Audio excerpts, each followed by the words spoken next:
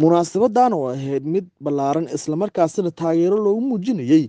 wasiir dowlaha cusub ee wasaaradda tamarta iyo kheyraadka biyaha ee xukuumadda federaalk Soomaaliya Marwo Shukri Maxamuud Afrax ayaa waxaa ka qayb galay odayaasha dhaqanka, siyaasiyiin, xildhibaano, dhalinyaro iyo qaybaha kala duwan ee bulshada ee ka soo jeedo wasiir dowlaha wasaaradda tamarta iyo kheyraadka biyaha Shukri Maxamuud Afrax. Munaasabadda waxaa ka hadlay odayaal, haween iyo sidoo kale xildhibaano, waxa ayna taageero u muujiyeen wasiir dowlaha cusub ee wasaaradda tamarta iyo kheyraadka biyaha ee xukuumadda federaalk Soomaaliya. Qoleys badan oo yaala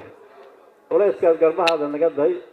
dhinacaada naga day hortaada naga day insha Allah xildhibaanada ku diyaara waxgaradka ku diyaara wasiirad soo dhawow wasiiradda sharafta leh qiimaha badan aabaheed dawladda u soo shaqeeyay ayadu u soo shaqeeyay ahal dawladeed ka soo jeeda wasiiradayda aan ku taageersanahay oo soo dhaweynaya farxada ii tahay xaqiiqan maanta gabar wasiirad ah walaalayaal soo dhawaada eedda soo dhawow xilka Allah kula garab galo Allah kuwa asturo waxaan rabaa inaan ku yiraahdo horta wasiirad federaal haata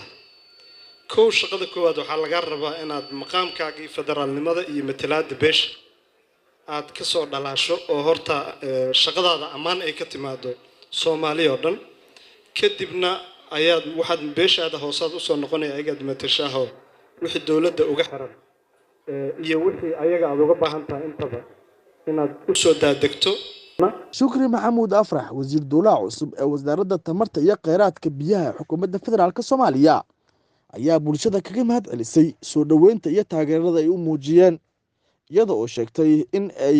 wax u tari doonto bulshada ay ku matasho kursiga. waxa soo haray horta kursiga lagu wada fadhin maayo, xildhibaanadu waa la bedelayaa,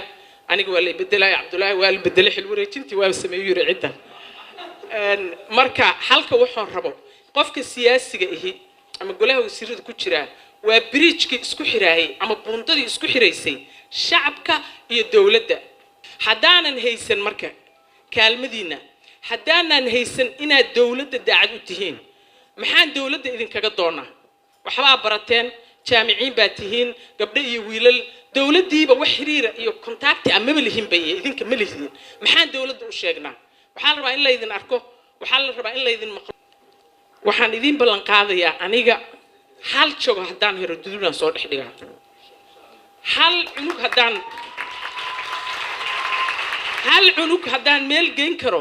maanta celi baa qaatay berri maqli Soomaali saa damba orodeenaa lisaa kun maxam camalaal inaan dhaho wax kale idin ma tari karo. Bile Mere Maxamed, Hon Cable TV, Muqdisho.